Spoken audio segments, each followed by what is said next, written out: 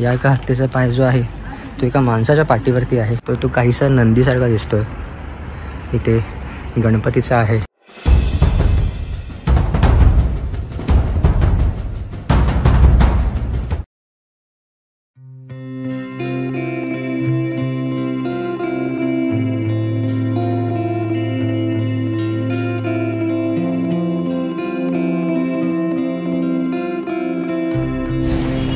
नमस्कार आणि आजच्या नवीन ट्रॅव्हल व्हिडिओमध्ये तुम्हा सर्वांचं पुन्हा एकदा स्वागत आहे. तर आज आहे डे 5 आपल्या ज्योतिर्लिंग सिरीजचं आणि आज आपण आहोत ओंकारेश्वरमध्ये. जर तुम्ही माझ्या आधीचे व्हिडिओज म्हणजे डे 1 पासून ते डे 4 पर्यंतचे व्हिडिओज पाहिले नसतील तर तुम्हाला ज्योतिर्लिंग सिरीज या प्लेलिस्टमध्ये माझ्या चॅनलवरती सर्व व्हिडिओज जे आहेत ते मिळून जातील. त्यामध्ये आपण भीमाशंकर, त्र्यंबकेश्वर आणि कृष्णेश्वर करून आपण आता ओंकारेश्वरमध्ये आलेलो आहोत. आता मी आहे माझ्या हॉटेलच्या गॅलरीमध्ये. रूमची तुम्हाला थोडा वेळ दाखवतो. बेसिक रूम्स आहेत पण चांगले आहेत. समोर माझ्या सुंदर व्ह्यू आहे. इथे खाली पार्किंगला देखील जागा आहे. बट वेनेसडेजला इथे मोठा बाजार भरतो.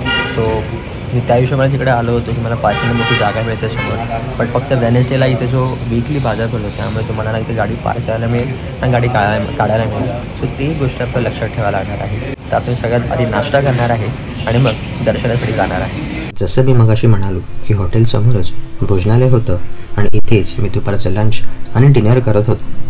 उत्तम जागा होती जी तुम्ही इथे आलात तर ट्राय करू शकता.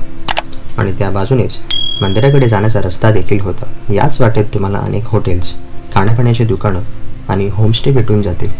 इथे पार्किंग स्पेस थोडी लिमिटेड आहे. सो मी सजेस्ट करेन की बाहेरच गाडी पार्क करा. जसं मी मागच्या व्हिडिओमध्ये म्हणालो होतो की ओंकारेश्वर एका आयलंडवरती आहे. तर तिथे जाण्यासाठी 2 वेज आहेत. एक म्हणजे हा स्काय वॉक आणि दुसरा म्हणजे बोट्स. मी प्लॅन केलं होतं की जाताना बोटने जाणार आणि येताना स्काय वॉकने रिटर्न येणार. म्हणजे माझे दोघांचेही अनुभव घेता येईल.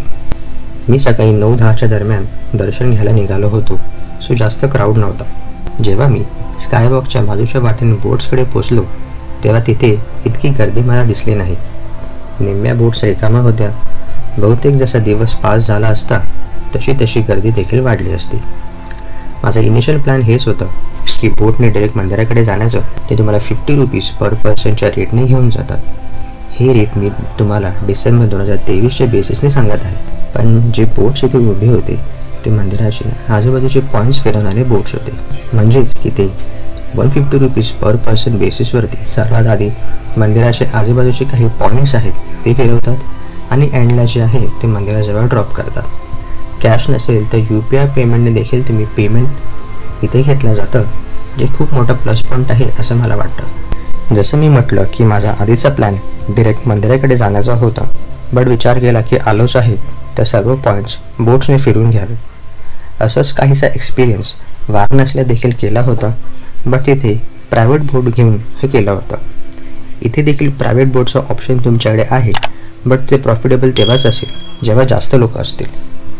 बोट्सने पॉईंट फिरण्याचा अनुभव खूपच चांगला होता. मंदिराची व्ह्यूज, बाजूला असलेला स्कायवॉकचा व्ह्यू, समोरचा असलेला डॅम या सर्वांचं खूपच सुंदर व्ह्यू दिसत होतं. जसं जसं आम्ही एक पॉईंट फिरत होतो तसं बोट जे चालवत होते ते आम्हाला त्या पॉईंटचा इम्पॉर्टन्स सांगत होते. डॅमच्या जवळच संगम पॉईंट आहे माता नर्मदा नदीचा. सो काही लोक तिथे थांबून फोटोज आणि नदीचं पाणी देखील घेत होते. ओंकारेश्वरजवळ जस्ट मंदिरच नाही तर आजूबाजूला अनेक पॉईंट्स आहेत बघण्यासारखे. जसं की हे आदि शंकराचार्य यांची एक भव्य मोठी स्टॅच्यू जे डोंगराच्या टॉपला बांधलेली आहे. याचा देखील व्ह्यू आपल्याला बोट राईड करताना मिळून जातं. बोटने उतरून एका छोट्या स्टेअर्सने मी वर आलो आणि डायरेक्टली मंदिराजवळ एंटर केलं. आता तुमचा बोटवाला तुम्हाला कुठे सोडतो यावर सुद्धाही डिपेंड करतं. मला जिथे त्याने सोडलं तिथून मंदिराचा एंट्रन्स जस्ट 1 फ्लोअर वरती होता. जसं मी म्हटलं की जेव्हा गेलो तेव्हा इतकी गर्दी नव्हती. नाहीतर रशच्या टाईमला संपूर्ण पॅसेज जो आहे तो भरून जातो. इथे तुम्हाला अनेक लोक भेटतील जे दर्शन पैसे देऊन करण्याचा प्रयत्न करतील. सो त्यांच्यापासून थोडं वाचून राहा. या संपूर्ण पॅसेजमध्ये मोबाईल फोन्स अलाउड आहेत. सो फोटोज व्हिडिओ काढता येतात. बट जसं तुम्ही आत गाभाऱ्यात एंटर करता तुम्हाला फोटोज काढता येत नाहीत. दर्शन उत्तम झालं. सकाळी लवकर येण्याचा खूप फायदा झाला होता. काही वेळ इथेच थांबून आजूबाजूच्या परिसराचं सुंदर व्ह्यू पाहिलं आणि मग रिटर्न येण्याच्या वाटेवर निघालो. जसंही मगाशी म्हटलं की एक टाईम बोटने आणि एक टाईम स्कायवॉकने जाण्याचं ठरवलं होतं, तर हेच ते स्कायवॉक आहे. इथे देखील तुम्हाला प्रसादाची खूप दुकानं मिळतील, जे प्रत्येक ज्योतिर्लिंगजवळ आपल्याला भेटतातच. इथून स्कायवॉक ब्रिजचं आणि जिथे आपण बोटमध्ये बसलो होतो त्या जागेचं इतकं सुंदर व्ह्यू दिसतं की मी एक्सप्रेस करू शकत नाही आहे. जेव्हा मी गेलो तेव्हा डिसेंबर होता, सो नदीचं पाणी खूप शांत होतं. हेच जर पावसाळ्याच्या टाईमला आपण आलो असतो तर वेगळंच रूप आपल्याला पाहायला मिळालं असतं.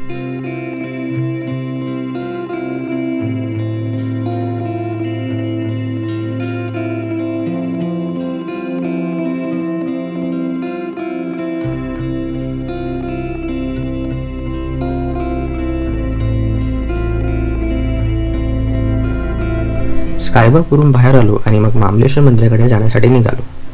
या मंदिराची स्टोरी मी मागच्या व्हिडिओमध्येच एक्सप्लेन केली होती, सो ते तुम्ही चेकआउट करू शकता. या वाटेने जाताना देखील तुम्हाला अनेक स्टॉल्स भेटतील जिथे तुम्ही छोटी मोठी शॉपिंग करू शकता. या मंदिराचे 2 एंट्रन्स आहेत. एक म्हणजे ज्या गेटने मी एंटर केलं आणि दुसरा गेट जो आहे तो मंदिराच्या एक्झॅक्टली ऑपोजिट साईडला आहे. आत एंटर केला गेलं तुम्हाला मंदिराचं खूपच सुरेख आर्किटेक्चर पाहायला मिळतं. इथे गर्दी जास्त होती कारण की दुपारची वेळ झाली होती, अराउंड 12 वाजलेले. सो बहुतेक लोक लाईनमध्ये उभी मला भेटलेली होती. इथे देखील आत मोबाईल फोन घेऊन जाण्यासाठी परवानगी नाही आहे. मुख्य मंदिराच्या बाजूला तुम्हाला अनेक छोटी मंदिरे दिसतील जिथे इतर देवी देवतांच्या मूर्त्या ठेवलेल्या आहेत. या मंदिरात आपल्याला आत गर्भगृहात जाऊन शिवपिंडाला डायरेक्टली हात लावायला देखील मिळून जातं. आतल्या शिवपिंडासारखीच एक पिंड बाहेर देखील येणे ठेवलेली आहे, ज्याला आपल्याला खूप जवळून पाहता येतं.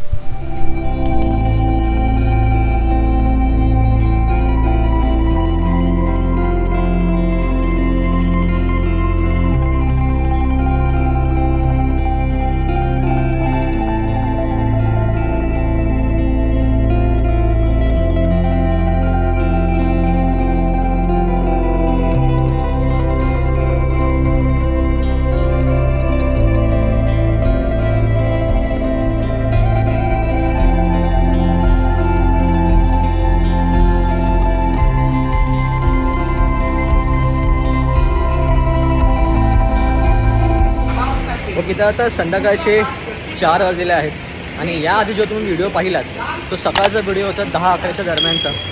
आजचा संपूर्ण दिवस डे 5चा दिवस होता.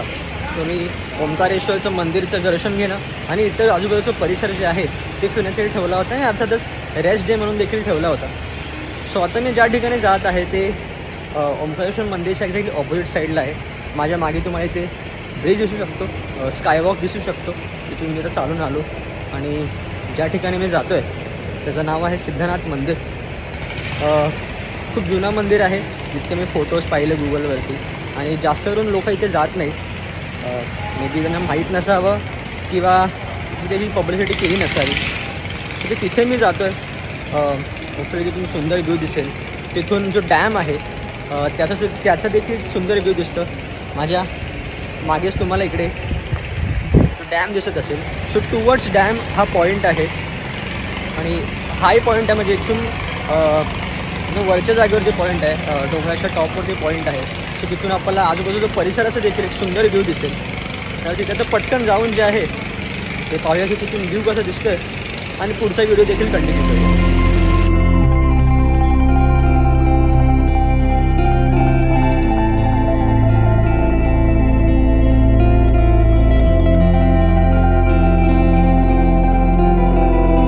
तर आता आपण जस्ट या छोट्याशा गेटने एंटर केलं आणि समोरच हा सुंदर मंदिर दिसतं आहे. जस्ट बघून तुम्ही इमॅजिन करू शकता की ज्या काळी हा संपूर्णपणे साबूत होता किंवा चांगला होता त्यावेळीची सुंदरता कशी असावी.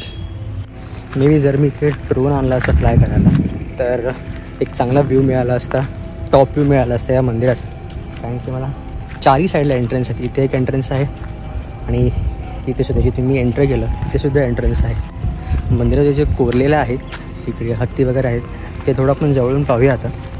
तर इथे आपल्याला दिसतं की हत्तीचा पाय जो आहे तो एका इथे व्यक्तीवरती आहे. इकडे तो पाय नाही आहे म्हणून दिसत नाही आपल्याला, पण थोडं आपण दुसरे स्ट्रक्चर्स बघूया. आय थिंक इथे आपल्याला बऱ्यापैकी क्लिअरली दिसतं की या एका हत्तीचा पाय जो आहे तो एका माणसाच्या पाठीवरती आहे. आता एक्झॅक्टली याचं रिझन मला माहीत नाही, बट जे स्कल्पचर ज्या गोष्टी कोरल्या गेलेल्या असतात त्यांचा एक काही ना काहीतरी रिझन असतं. आपण थोडा वर जाऊन पाहू की वरती आपल्याला काय काय दृश्य दिसतात. इथे जे पिलर्स आहेत त्यांचं देखील कोरीव काम आपल्या अजूनही नीट आणि क्लिअरली दिसतं आहे. इथे काही जण असे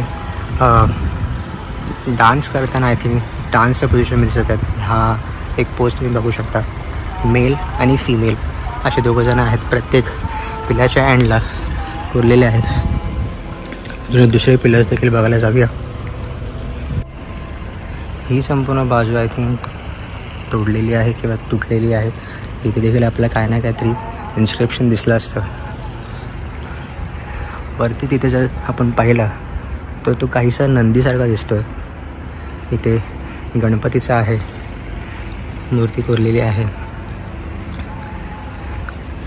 आणि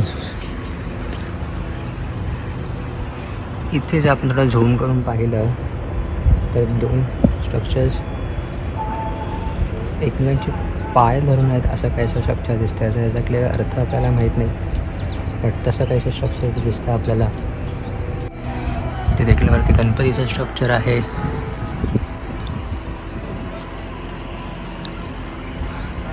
आणि इथे एक काहीसं असं स्ट्रक्चर आहे की दोन व्यक्तींचं अंग आहे, बट चेहरा जो आहे तो एकच दिसतो.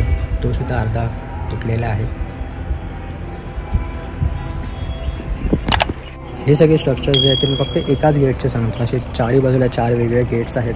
आणि त्यांचं जर आपण स्ट्रक्चरचं जे डिस्कशन केलं तर खूप मोठा व्हिडिओ होऊन जाईल. सो त्यामुळे मी प्रत्येक स्ट्रक्चरबद्दल बोलणार नाही आहे, पण जी म्हणते जी सुंदरता आहे संपूर्णपणे ती आपण एकदा बघून घेऊया.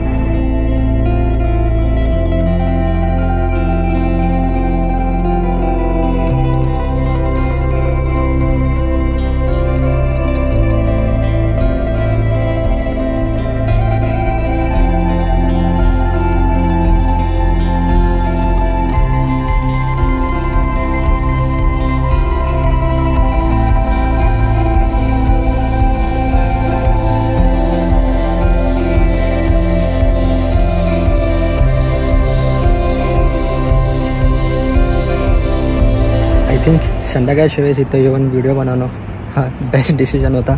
इतकी शांतता आहे, लोक जास्त नाही आहेत, फक्त मोजून 5-10 लोक असतील. सनसेटचा टाईम झाला आहे, ऊन नाही आहे, सुंदर वारा सुटला आहे. मंदिरामध्ये दर्शन घेऊन आलो आणि माझ्या मागे हा सुंदर व्ह्यू. आय थिंक इव्हनिंगच्या वेळेस डे संपताना अजून काय हवं आपल्याला. रिग्रेट होतं आहे की मी ड्रोन नाही आणला, नाहीतर आणखी सुंदर शॉट्स मिळाले असते या जागेचे.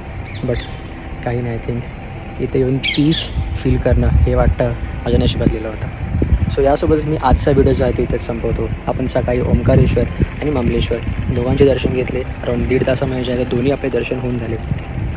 तिथून मी बोट राईडसुद्धा केली होती स्टार्टिंगला, जे तुम्ही पाहिलं ते 20 मिनटं समथिंग बोट राईड असते. ती 150 रुपये घेतात, 50 रुपये तर जाण्याचा खर्च असतो आणि 100 रुपीज जे आहे ते बोट राईड करतात आणि मग तुम्हाला मंदिराजवळ सोडतात. आणि आता संध्याकाळच्या वेळेस आपण इकडे आलो. जर तुम्ही ओंकारेश्वरचं दर्शन घेण्यासाठी येत असाल तर एक संध्याकाळ नक्की या सिद्धनाथ टेम्पलला व्हिजिट करा. माझ्या मागेसुद्धा अजून एक टेम्पल आहे इथे, अजून मला दिसतं आहे की नाही, बट या पॉईंटवरून इथे तुम्ही मंदिराचं दर्शन घेऊ शकता. आपले पिंड आहे, आपले शिवलिंग आहे, ते दर्शन घेऊ शकता. आणि माझ्या मागेच हा सुंदर व्ह्यू देखील आहे. तर आतापर्यंत जी तुम्हाला मी माहिती दिली ती जर तुम्हाला आवडली असेल, जे माझा एक्सपिरियन्स आहे की ते तुम्हाला आवडलं असेल तर व्हिडिओला लाईक करा, शेअर करा आणि माझ्या चॅनलला सबस्क्राईब करा. जे या सिरीजचे संपूर्ण व्हिडिओज आतापर्यंत अपलोड झालेले असतील ते तुम्हाला ज्योतिर्लिंग या प्लेलिस्टमध्ये माझ्या चॅनलवरती सर्व व्हिडिओज जे आहेत ते मिळून जातील. पण जर आतापर्यंत सर्व व्हिडिओज अपलोड झालेले नसतील तर चॅनलला सबस्क्राईब करा, जेणेकरून जेव्हा या सिरीजचा नवीन व्हिडिओ अपलोड होईल तेव्हा जेव्हा तुम्हाला नोटिफिकेशन मिळत राहील. तर अशाबद्दलच आपण पुन्हा एका नवीन व्हिडिओमध्ये लवकरच भेटूया. तोपर्यंत it's good bye, take care, keep travelling आणि जय महाराष्ट्र.